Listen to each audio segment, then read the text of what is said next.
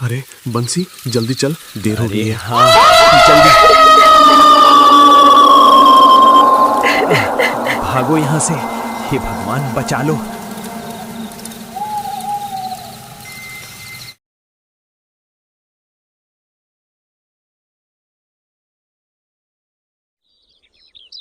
बहुत दूर घने जंगलों के किनारे बसा था एक छोटा सा गांव, वैरागपुर।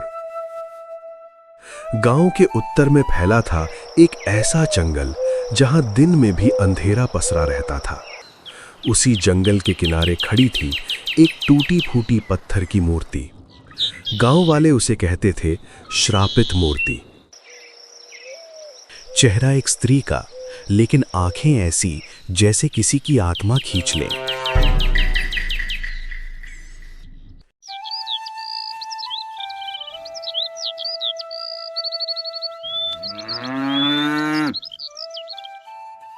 मैंने सुना है कि रात में उसकी आंखें चमकती हैं। वहां से रोने की आवाज आती है। जो उसे छू ले वो जिंदा नहीं बचता। काका बता रहे थे कि आज तक कई लोग लापता हो चुके हैं। अभी थोड़े दिन पहले अपना बंसी गलती से वहां पहुंच गया था। घर आया है तब से कुछ भी नहीं बोल रहा, ना ही खाना खा रहा है, बस गुमसुम बैठा रहता है। हाय राम, ये कब हुआ? मुझे तो पता ही नहीं, मुझे तो किसी ने बताया नहीं। गांव में जाने कब तक ये खौफ बना रहेगा। काका बता रहे थे कि आज तक कई लोग लापता हो चुके हैं। इसी डर की वजह से गांव में एक नियम बनाया है कि सूरज ढलने के बाद जंगल की तरफ कोई नहीं जाएगा। मैं तो शाम ढलते ही घर चली जाती हूँ। मुझे बहुत डर लगता है। मेरे आदमी को भी शाम तक घर बुला लेती हूँ। राम जाने कब क्या हो जाए। अब गांव में आया था शहर का एक युवक, अर्जुन। अर्जुन रहस्यों पर विश्वास नहीं करता था।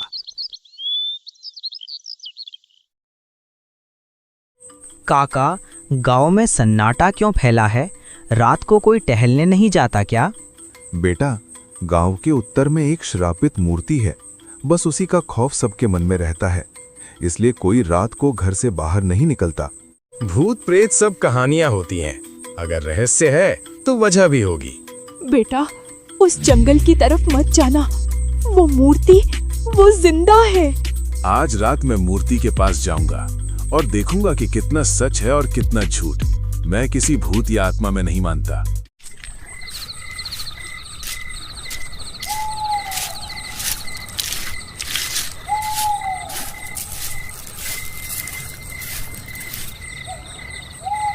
ओह, हाँ, यही है वो मूर्ति जिसका खौफ पूरे गांव में बैठा हुआ है।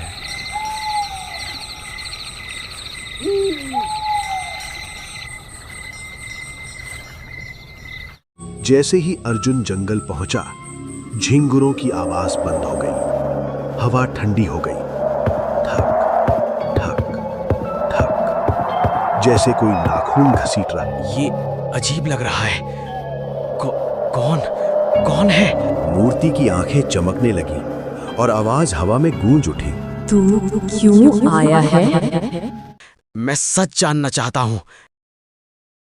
मूर्ति में से एक परछाई निकली और एक स्त्री का रूप लिया। मुझे मारा गया बिना अपराध के। कामाक्षी ने अर्जुन को समेटा।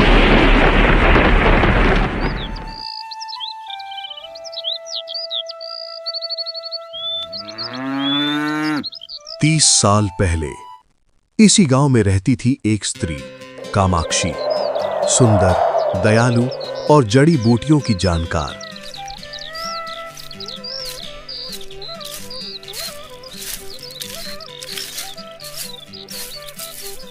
कामाक्षी बहन, दवा दे दो, बहुत दर्द है। घर के अंदर आ जाओ।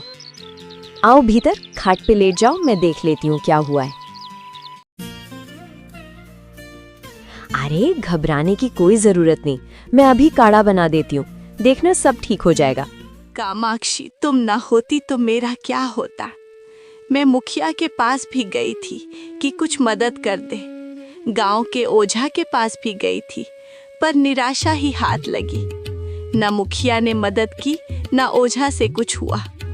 विमला ने बताया कि कामाक्षी जड़ी बूटियों की जानकर है, वो जरूर मदद करेगी। लेकिन उसकी अच्छाई ही उसकी दुश्मन बन गई। अगर ऐसे ही चलता रहा तो गांव में कोई हमारी कदर नहीं करेगा।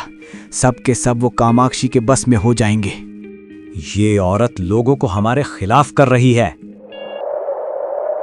धीरे धीरे गांव में एक अफवाह फैलने लगी कि कामाक्षी एक डायन है और वो काला जादू करती है। ये सारी अफवाह गांव के ओझा ने और मुखिया ने फैलाई थी। गांव के भोले भाले लोगों ने मुखिया और ओझा की बातों पर विश्वास कर लिया। एक दिन मुखिया ने कामाक्षी को चौराहे पर बुलाया। ओझा ने कामाक्षी पर डायन होने का आरोप लगाया। ये औरत डायन है, काला जादू करती है। नहीं नहीं, ये झूठ है। मैं कोई डायन नहीं, मैंने कुछ बुरा नहीं किया।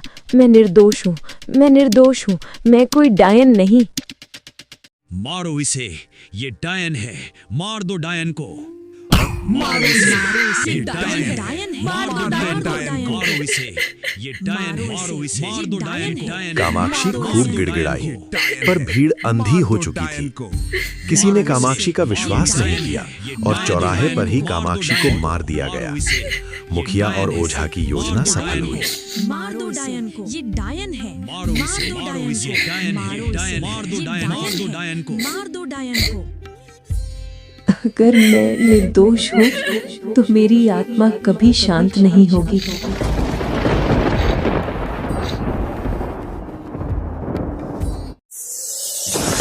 महीने बाद गांव के उत्तर में अचानक एक मूर्ति जमीन से अपने आप बाहर निकल आई।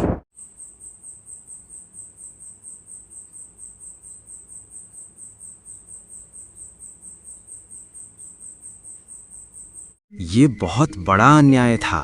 मैं तुम्हें मुक्ति दिलाऊंगा। अगर सच सबके सामने आए तो मेरा श्राप टूटेगा और मेरी आत्मा मुक्ति पा जाएगी।